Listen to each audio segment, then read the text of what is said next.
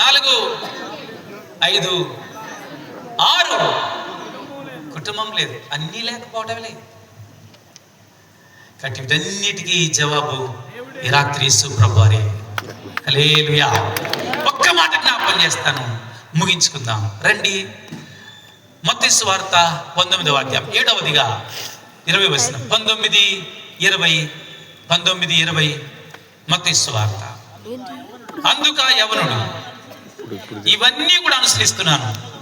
ఈ సంఘటన అంతా ఏంటంటే, నిత్య జీవమునకు వారసుడు కావాలంటే నన్ను ఏం చేయమంటావా అని యేసు ప్రభువారి దగ్గరికి వచ్చి అతను అడిగాడు. ఇతని జీవితంలో ఏమి లేదు అంటే నిరీక్షణ లేదు. చెప్పండి, ఏమి లేదు? నిరీక్షణ లేనటువంటి మనిషి యేసు ప్రభువారి దగ్గరకు వచ్చాడు.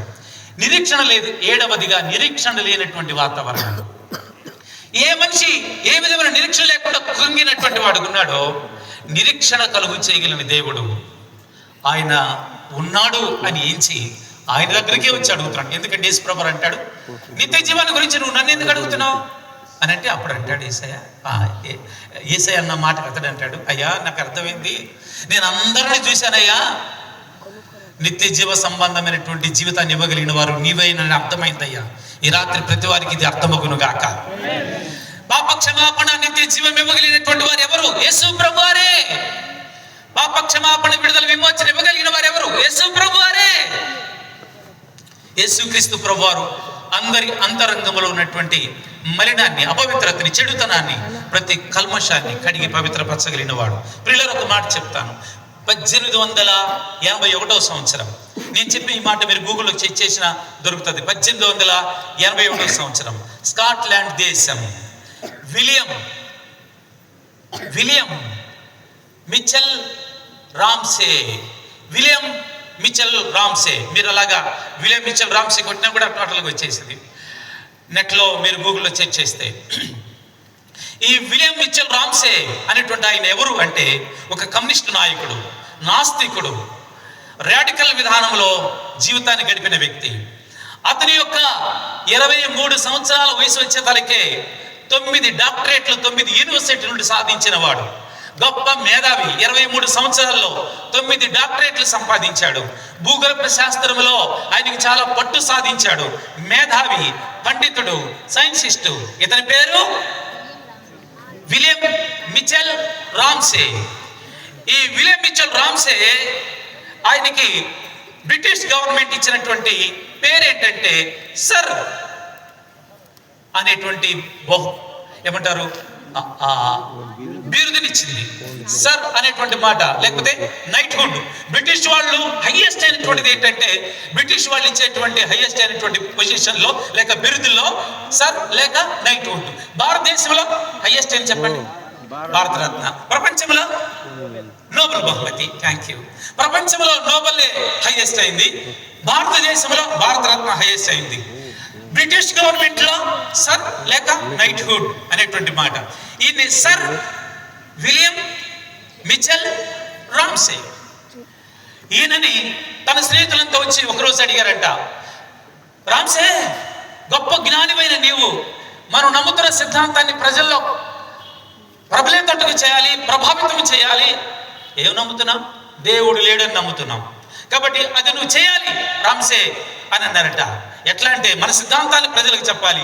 మతాలన్నీ మనుషుల మనసు నుండి వచ్చినాయి. వాటిని గురించి అదొక మతితో ఎవడికి పిచ్చి పట్టినట్టుగా వాడు మాట్లాడుతున్నాడు. ఈ మతాలు గీతాలన్నీ లేవు, దేవుడికి ఇవి లేడు, ఇదేదో ప్రకృతి. మనం నమ్ముతున్న విధానాన్ని ప్రజలకు ఎదుట చాటి చెప్పాలి. ఇప్పుడు నీ మాటకు విలువ ఉంది. నీ వయసు చిన్నదైనా నువ్వు సాధించిన డాక్టరేట్లు గొప్పవి, నీకున్న విలువ గొప్పది. పిల్లరా, నిజంగా మరి గాంధీ మహాత్ముడు గారు ఏమన్నాడు అనేది చెప్తే ఆ మాటకు విలువ ఉందా లేదా? మా ఇంటి దగ్గర ఉన్నటువంటి మా ఇంటి పక్కనే ఒక గాంధీ అనే పేరున్నాడు. వాడు ఎట్లా అన్నాడంటే, ఆ గాంధీ ఎవడో మీకు తెలియదు, వాడి మాటకు విలువ కూడా లేదు. మా ఇంటి పక్కన ఒక శుభం ఉంది, ఆ శుభం ఇలా ఉందంటే ఆ మాటకు విలువ లేదు. ఇందిరాగాంధీ గారు ఏమన్నారు చెప్పనా అంటే, ఆ ఇందిరాగాంధీ అంట అని అంటారు కదా. కనుక వారి మాటలకు విలువ ఉంటుంది. అలాగే ఇతని మాటకు విలువ ఉంది అని గుర్తించిన స్నేహితులు అన్నారు, మనము మన నమ్ముతున్న సిద్ధాంతాన్ని ప్రజలకు ప్రకటించాలని. నన్ను ఏం చేయమంటారండి? మతాలన్నీ ఒట్టిదని చెప్పాలంటే వాటిని గురించి నాకు తెలియాలి కదా అన్నాడు. అయితే అసలు ఏ మతాన్ని గురించి చెప్పమంటారు? మొదట క్రైస్తవం నుండి మొదలు పెడదామన్నారు. క్రైస్తవం నుండి మొదలు పెడదామంటే క్రైస్తవం యొక్క పుస్తకం నాకు ఇమ్మన్నాడు. బైబిల్ ఇచ్చారు. బైబిల్ చదవటం మొదలు పెట్టాడు. బైబిల్ చదువుతుంటే 66 పుస్తకాల్లో 2 పుస్తకాలు ఆయనకి నచ్చినాయి. ఒకటి లూకాసు వార్త, 2 అపోస్తలుల కార్యగ్రంథం. ఈ 2 రచించింది ఎవరు? లూకానే. లోక ఆయన యూదుడా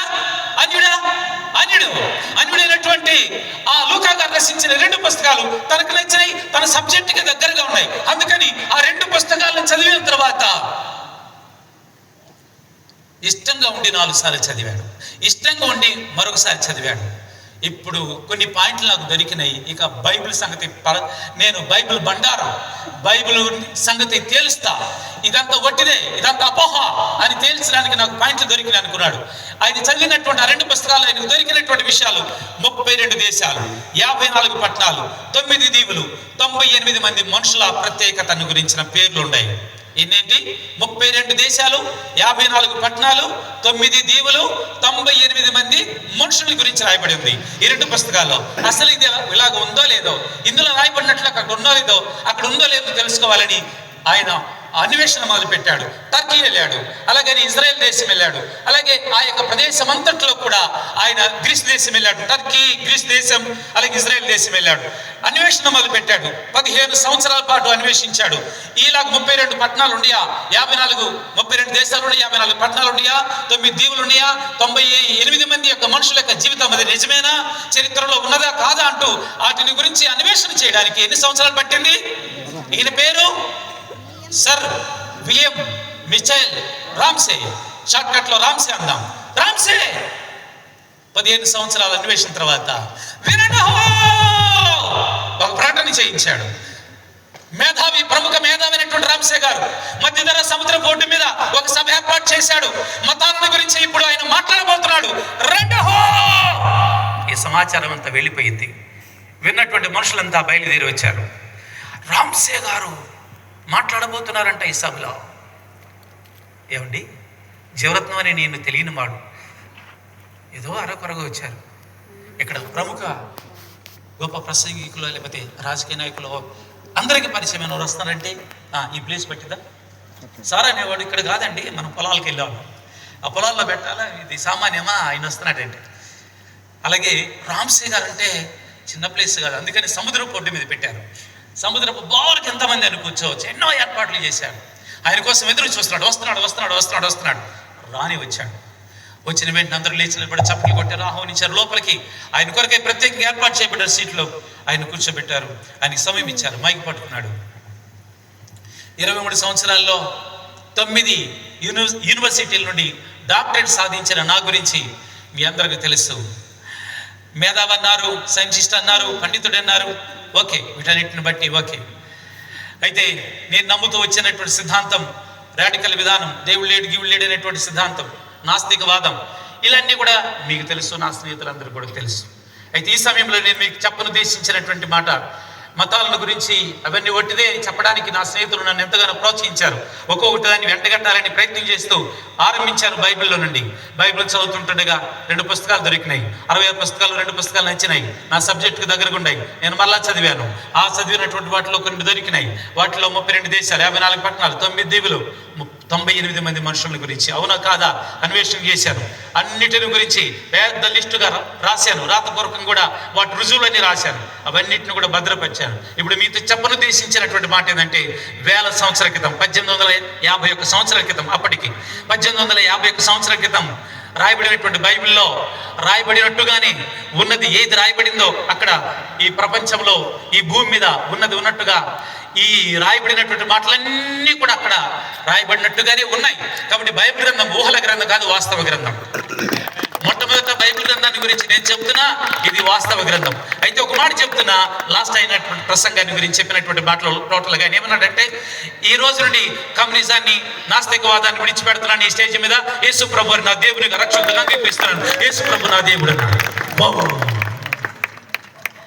నిత్య జీవమునకు మానవ జీవితాన్ని వారసుడిగా చేయగలిగిన సర్వాధికారి అయిన దేవుడు యేసుక్రీస్తు ప్రభువారు. ఇతనికి ఏమి లేదు, నిరీక్షణ లేదు.